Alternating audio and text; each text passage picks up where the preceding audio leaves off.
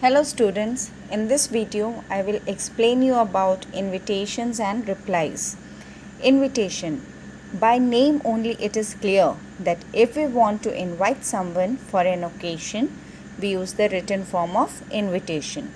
It is a kind of personal notice which is sent individually to people.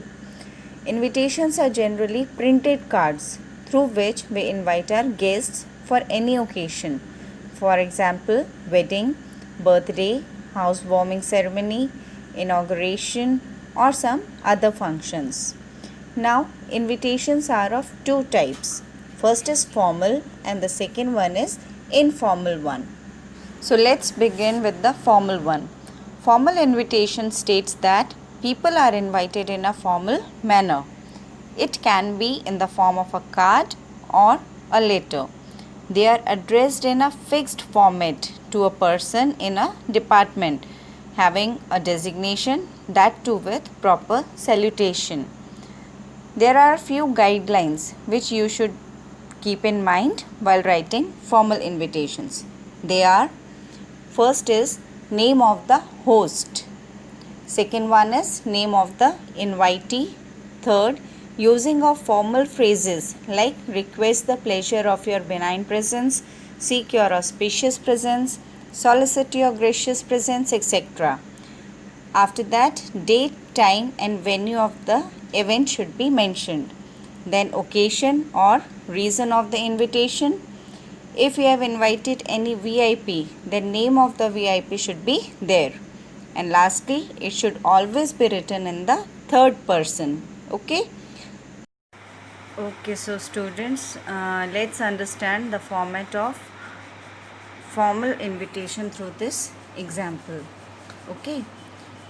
What are the main things that we have to keep in mind while writing formal invitation? The first one is name of the host.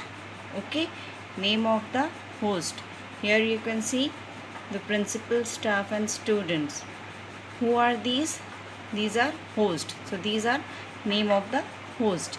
Then name of the invitees, to whom we are inviting.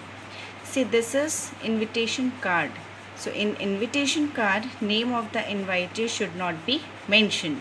It should be written only on the envelope. Okay. Then formal phrase of invitation. Formal phrase means, see this, take great pleasure in inviting you. This is what? This is formal phrase of invitation. In place of this one, you can also use request the pleasure of your benign presence, seek your auspicious presence, solicit your gracious presence. So many are there that you can use. The next thing that you have to keep in mind is the date, time and venue of the event. Date is 25th August, you can see over here. Time is also mentioned, 3 p.m. and then venue, where it is going to be held. So it is going to be held in the school auditorium. Clear? Now occasion or reason of the invitation. What is the occasion? It is the inauguration of the literacy club. Clear? Then if a VIP is invited, then you have to mention the name of that VIP, and it should always be written in the third person. Here you can see what we have written: the principal, staff and students. We have not written I am inviting you or you are invited. Okay, so no need to use personal pronouns. So these are the few guidelines that you have to keep in mind while writing formal invitation. Clear?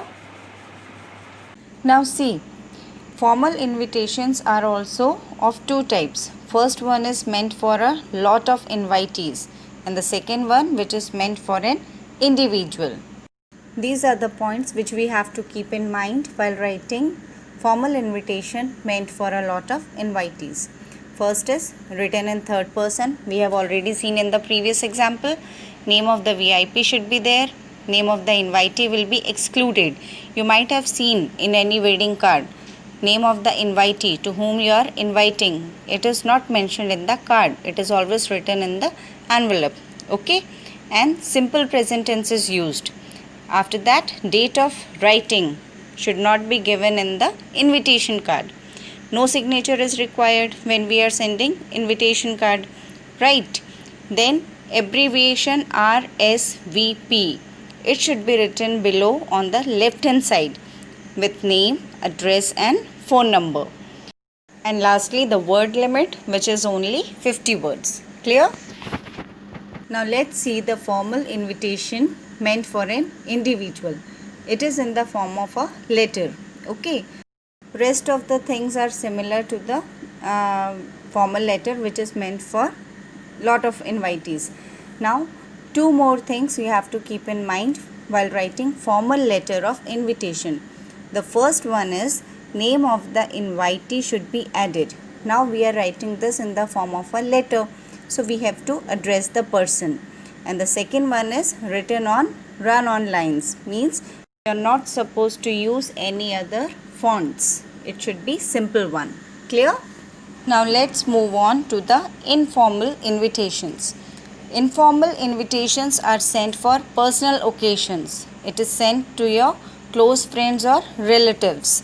They are written in the form of personal letters. Okay? Style is quite relaxed. It can include personal feelings and emotions also, and it should always be written in the first person. Salutation, of course, it is required. What comes under salutation? Dear along with the name. Then complimentary clause is also required, like lastly you write yours sincerely, yours affectionately. So it is required over there. Then date of writing the invitation is given because it is in the form of letter. So we have to mention date of writing also. Then your sender's address, it should appear on the left hand side. And lastly, in this sort of invitations, you can use various tenses. According to the occasion, you can use it. With this example, you will be able to understand what are the things required for this. Sender's address, date, salutation, occasion, date, time and venue, subscription and sender's name. Everything is mentioned here in this picture. Clear? Let's move on to the replies. Reply to an invitation is written to the host in response to the invitation. It also informs the host whether you are attending the function or not attending. And a good reply is always pleasant. So let's see first formal replies. Okay? So formal replies, it involves a certain standard and form, usually very short and to the point. In a formal reply, first of all, the invitation is acknowledged. Acknowledged means accepted, for which thanks are written in third person.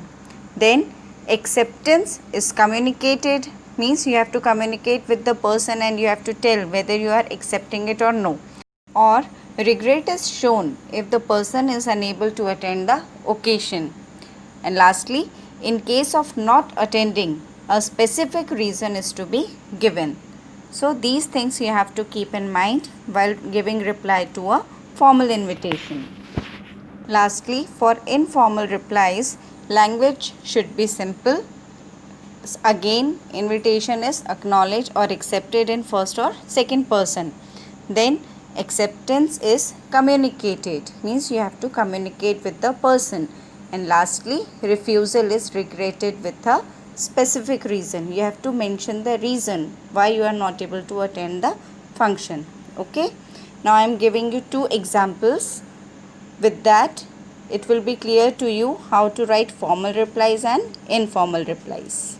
This is the example of formal replies, how you have to accept and how you have to decline.